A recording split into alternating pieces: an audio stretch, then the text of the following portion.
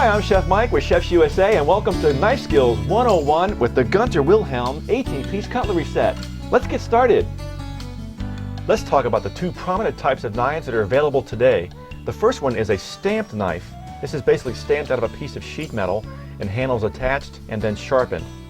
This one is a forged knife. The forged knife is made from a solid block of steel that's hammered into shape while it's red hot. The forged knife is also characterized by this single piece of metal in here between the handle and blade, which is called a bolster. The most important feature is the Gunter Wilhelm knife has a triple tang. The tang is the piece of metal that's one piece from the blade running through the handle. Most knives have only one. Gunter Wilhelm's has three. We have one on the side, one in the middle, and then one on the right side as well. This gives your knife more balance and is more comfortable to use. Since 90% of all cutting is done on the back or the heel of the knife, it's very important to make sure you select a knife that's been sharpened all the way back to the very end. This one has not. Gunter Wilhelm always sharpens their knives all the way back to the very end of the heel. You'll also notice that the Gunter Wilhelm knife has a wider blade for better knuckle clearance. For safety and comfort, you want to look for the knife with a triple tang because it is more balanced. Let's talk about selecting the correct cutting board. Wood versus plastic. The biggest problem with wood boards is cracking, splitting, and warping. The biggest problem with the plastic boards is the cut marks harbor bacteria that even in a dishwasher will not completely wash out. They're actually released when the board has been washed and recut with different items. There's also the safety issue, as a knife doesn't get a good grip on the board when you're cutting, and it'll dull your knife. The best choice is bamboo. It's not really a wood, it's a grass. It doesn't warp, crack, or split, it doesn't take a lot of cut marks, and it's naturally antibacterial. Alright, let's talk about knife safety. The most important feature of knife safety is to make sure that your cutting board is not sliding around when you're trying to get the cutting done, because it can be kind of dangerous. To do that, we're going to place a paper towel down on the countertop and wet it.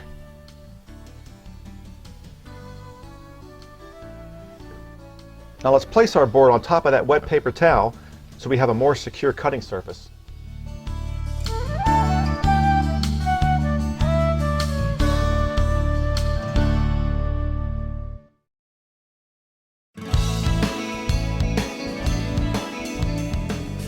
Every chef knows that with every use, that edge will curl.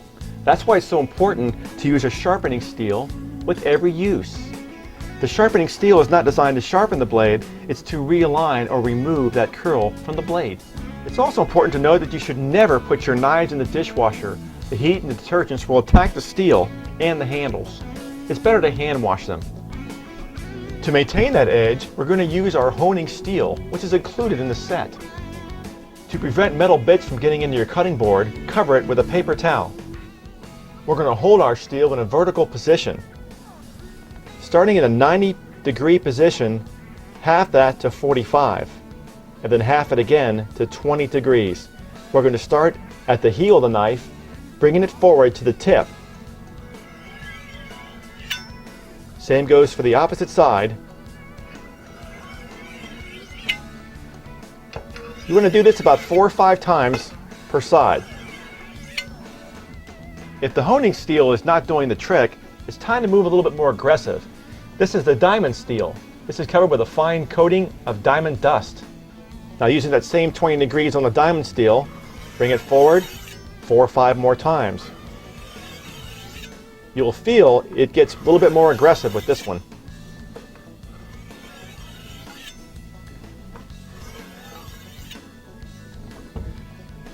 A diamond steel is a must for everyone's kitchen.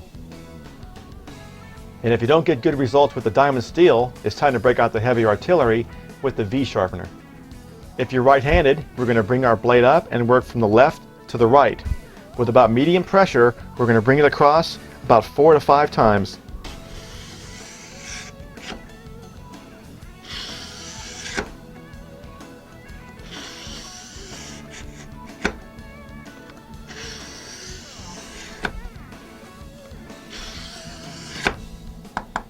You actually see the metal bits appearing on the paper towel, which means you're applying your new edge.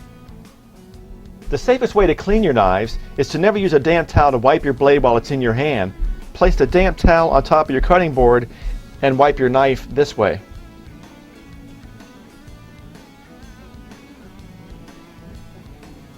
You could see the metal shavings from your old edge when your new edge was applied.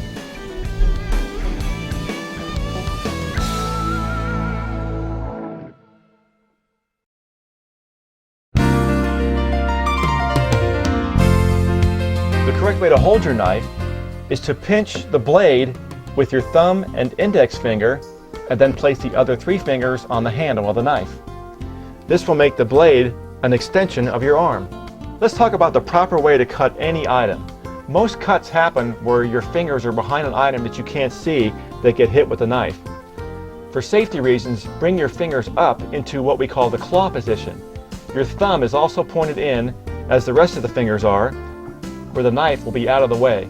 Use your knuckle between the second and third as a guide for your knife to follow in an up and down motion. Let's talk about the 2 basic types of cuts. The first cut we're going to use is called the high cut on items that are taller. The high cut starts off with the blade driving into the board. Once making contact, finishes in a forward motion.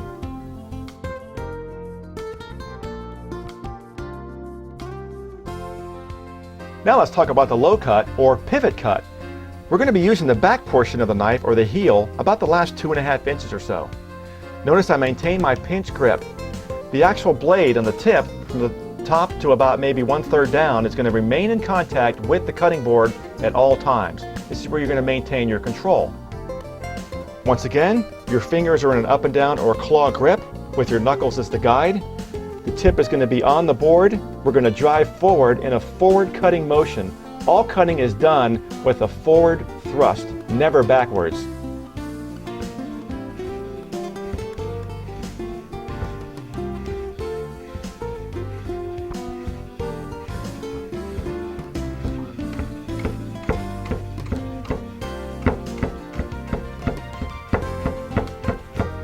Now you can certainly do the same cut with an 8-inch knife, but the 10-inch knife offers more support because the weight of the knife is being supported by the board.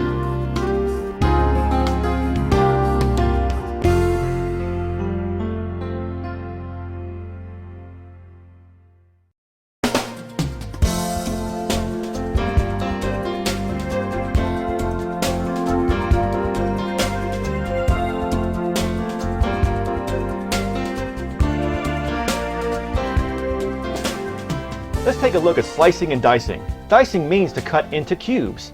Let's start with an onion. There are 2 ends to an onion. You have the root end and the stem end. We're going to cut it from end to end to make a flat surface for our slicing and dicing. The first cut is going to be the high cut. Once again, fingers in a claw position, starting at the top and driving down to the knife hits the board and then dropping the back of the knife.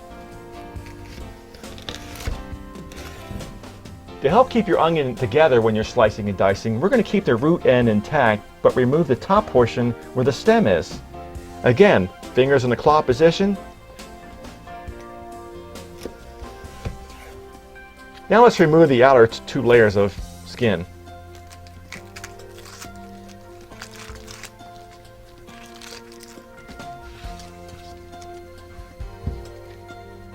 Now we're going to do some cross cuts on our onion. It's important not to cut all the way through to the root because remember, that's holding our onion together. Again, claw grip. We're going to bring the knife down about 3/4 the way through the onion and drive straight down to the board. Come all the way across the top of the onion.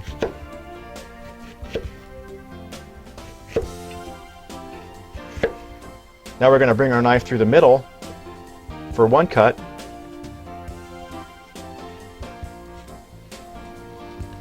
For some even dice. Now making pivot cuts, I'm going to keep the tip of my knife on the board at all times and only cutting on the forward rock of the knife or thrust. Don't forget your claw to the top of the onion.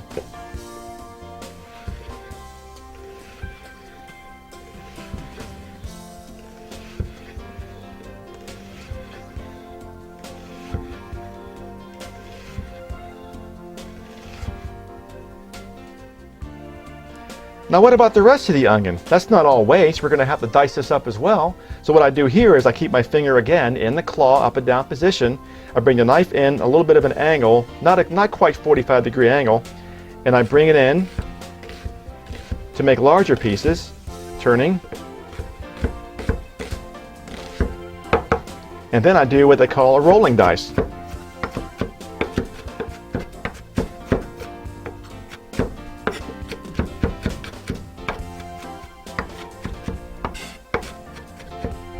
Now what about fine dicing? Let's go ahead and pull out our Asian cleaver. Don't forget that pinch grip.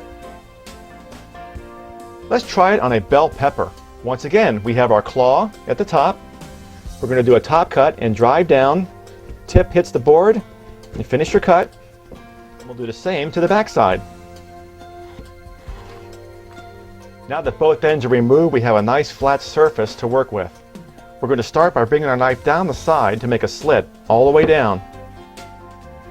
The easiest way to remove the seed clump is to bring your knife in through the side slit and working your way around the pepper, just cut it loose. When you get to the last rib, make sure you're cutting away from you. And the seed clump comes out all in one piece. Now to make this easier to work with, we're going to go ahead and cut it in half. Now it's important to remove these center ribs because they tend to be a little bit on the bitter side. To do that, we're going to make sure we cut away from us to bring that rib out. When slicing the bell pepper, it's important to make sure that the shiny side of the bell pepper is facing in the down position. And once again, with our pinch hold on the blade and our fingers in the claw position, let's make some more pivot cuts for a nice julienne.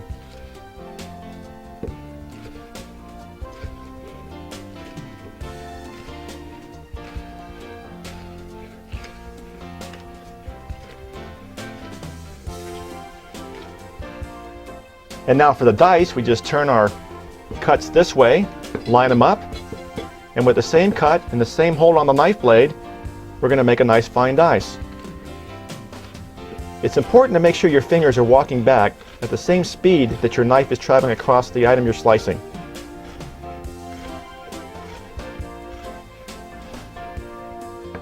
The Asian cleaver is also a great tool in helping you picking up the food you just got through dicing. Always use a paper towel when doing this. Never use bare fingers.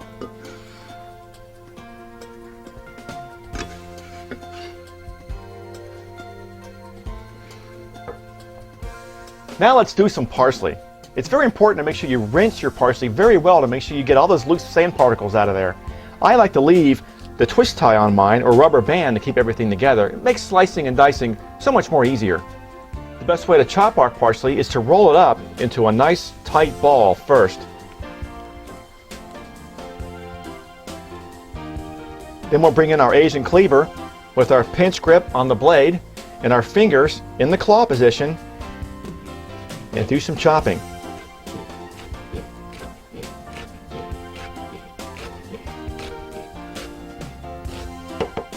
Now let's do a fine chop with a rock and chop. Keep the tip of the blade on the board and just rock the knife back and forth.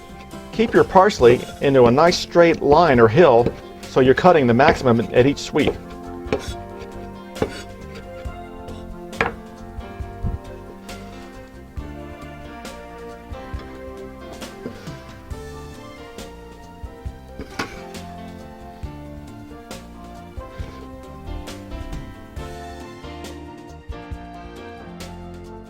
The best way to remove the cloves from the head is to remove the stem piece first.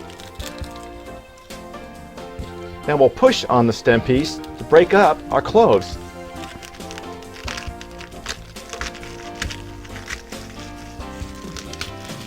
Now to remove the skin from our garlic clove, we're going to first remove this little tip here that was holding the clove onto the head. Once again, grip, pinch grip. Now we'll place our knife on top and give it a little pop. Now the skin should pop right off of there.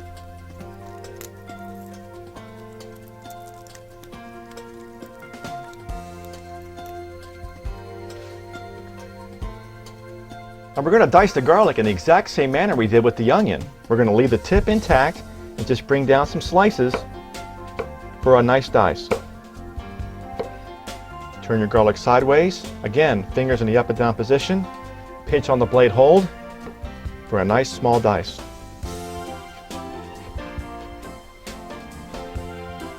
When you get to the end piece, just drop them down and do some rocking.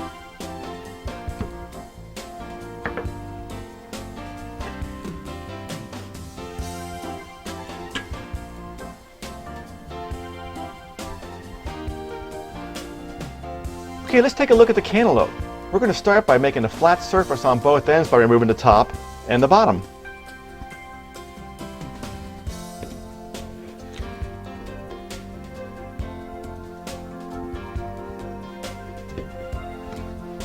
To slice your cantaloupe down, we're going to start at the top and work our way all the way down to the bottom in a sawing motion. I'm actually following the curve of the cantaloupe. Don't be too concerned with missing parts of the bottom because we're going to come back and clean that up after we finish slicing.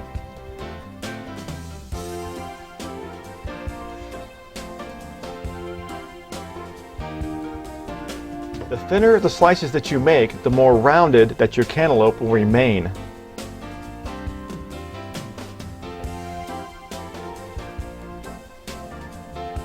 Now we can just go clean up the bottom part where we might have missed a few pieces.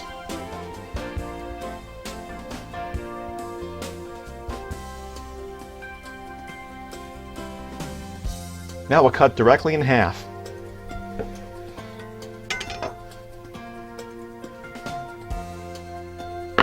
The best way to remove the seeds is to use a large spoon. Cut in one way and then cut in the other way.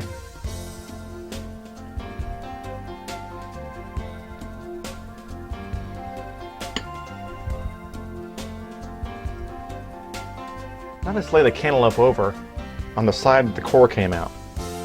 And once again, with the pinch grip and your claw, we're going to do a high cut, driving down to make half-inch slices.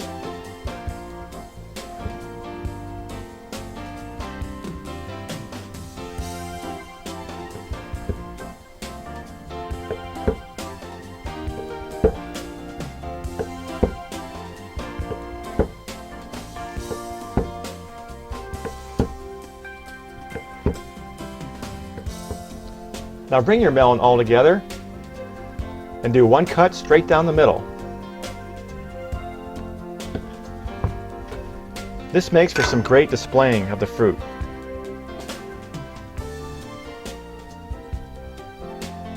Let's do an avocado. We're going to use our 8-inch chef knife for this. Don't forget that pinch grip and that claw hold. We're going to start at the end of the avocado and come straight in until we hit the seed.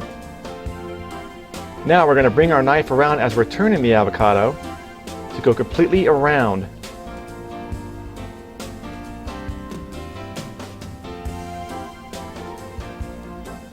Now we'll just twist to expose the seed. Now the best way to remove the seed is to hold at one end and bring the knife down to secure and then just twist out.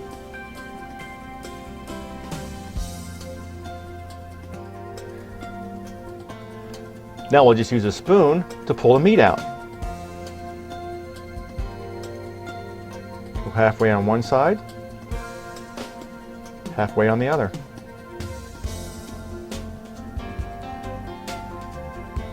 For cutting bread, the best knife is a serrated knife. Don't forget that pinch grip and claw. We're going to come in at a 45-degree angle for a nice oval shape.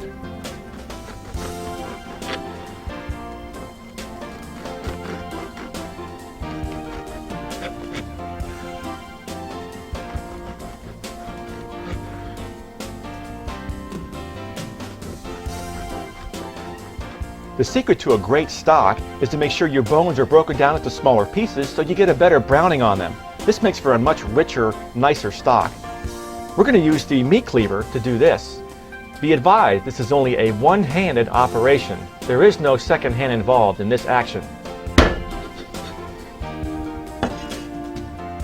If cutting corn is tough for you, use the meat cleaver.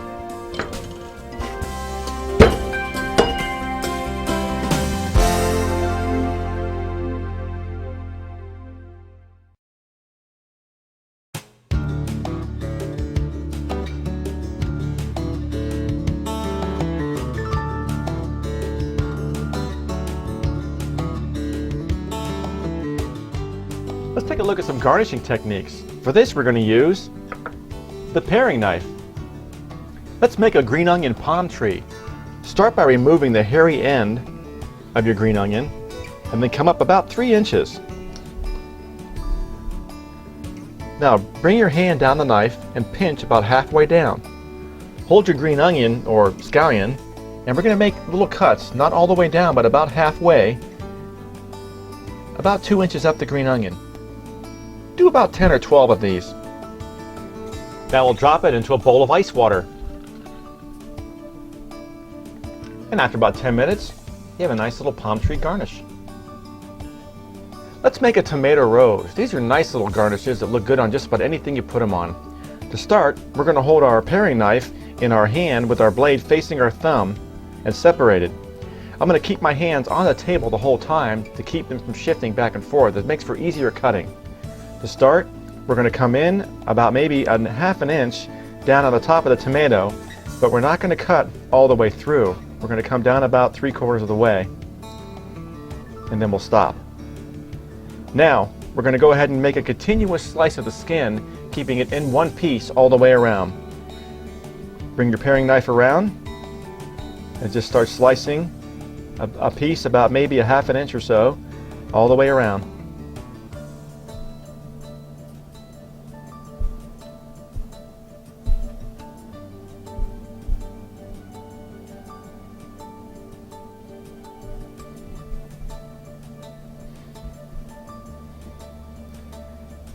As you come up to where you started, shift the knife down to continue cutting to make one continuous piece.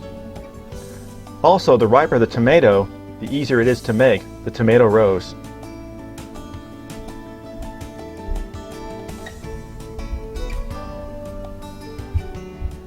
Now that we have our top of the tomato here and the entire skin all in one piece, we'll start on the one end, take our paring knife, wrap it around, and just roll it up.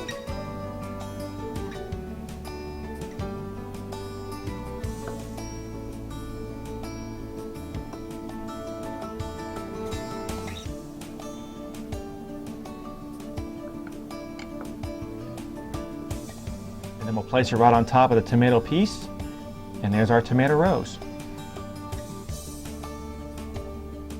Another great use for the paring knife is to slice or dice up some ginger. Using the pinch hold, just scrape the skin right off.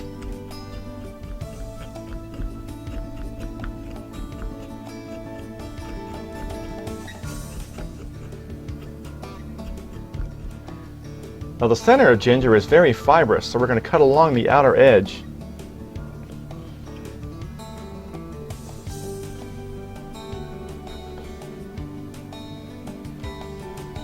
And with our pinch grip again, we can cut some julienne cuts.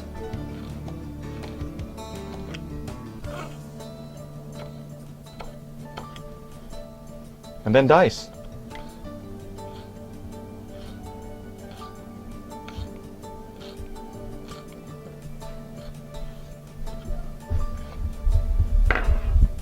Let's go ahead and clean some shrimp using our paring knife as well. We're going to start by peeling the shrimp.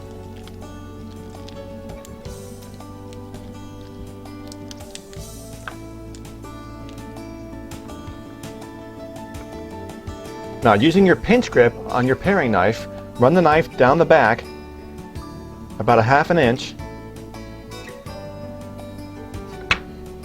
to reveal that vein. Now, to rinse out the vein, never use tap water. It's too warm and can contaminate the shrimp, plus start the cooking process. We're going to use a bowl of ice water to rinse that vein loose.